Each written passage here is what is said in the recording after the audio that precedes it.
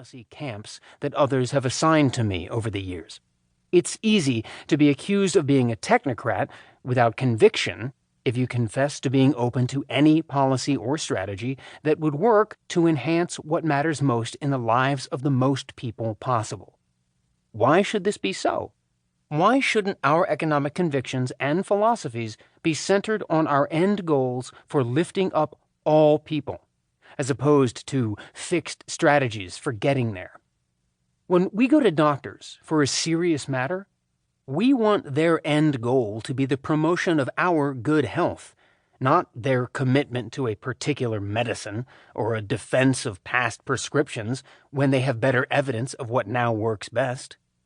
Keeping a clear eye on that ultimate end goal is also crucial for knowing what to prioritize when you are making policy.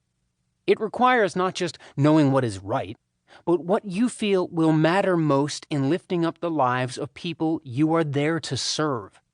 Too often, decisions about prioritization end up being compelled by the congressional calendar, polling, or current policy fads, without a deep and reflective consideration of what will be most meaningful in lifting up lives.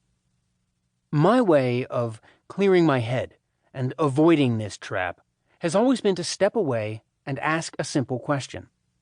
When someone is on their deathbed and looks back on all their years, what would they say mattered most in their economic life?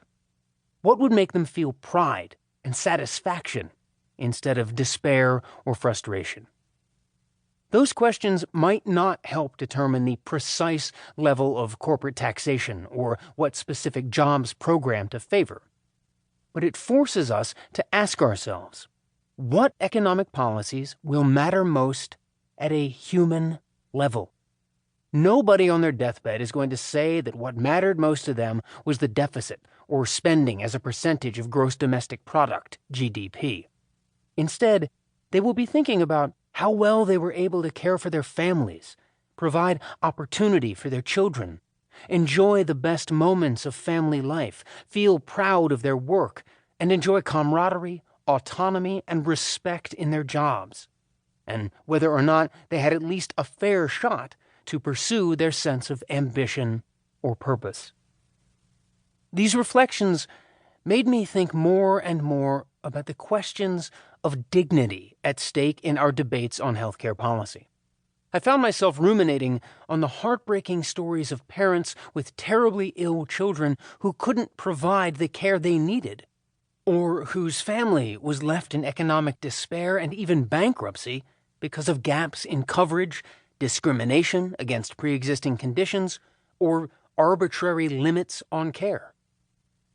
Perhaps because I was in a time of life where I was growing my own family, these stories hit me particularly hard. I knew that efficiency and controlling costs were more conventional economic issues in healthcare. But as a human being, I could think only about what a devastating assault these situations were on the very soul of these parents, on their dignity as human beings.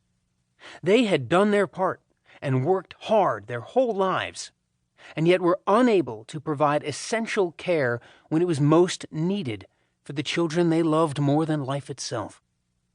While I had scores of economic ideas that I hoped to encourage future administrations to take on, I decided if there was ever a chance to permanently prevent these assaults on human dignity, it would be at the top of my list. In 2008, I was proud that those I advised, both Hillary Clinton and Barack Obama, placed universal health care at the heart of their campaigns, and that Obama stayed with it as president, even when polling and political considerations might have suggested otherwise. I took enormous pride in the endless hours I spent leading the Treasury team on its part of the Affordable Care Act, ACA. And yet, after this whole personal journey, there I was holding a phone, listening to this congressman tell me that health care security did not even make the cut as an economic issue. That phone call solidified for me that the need for greater clarity on the ultimate goal of economic policy was not just about personal reflection. It mattered for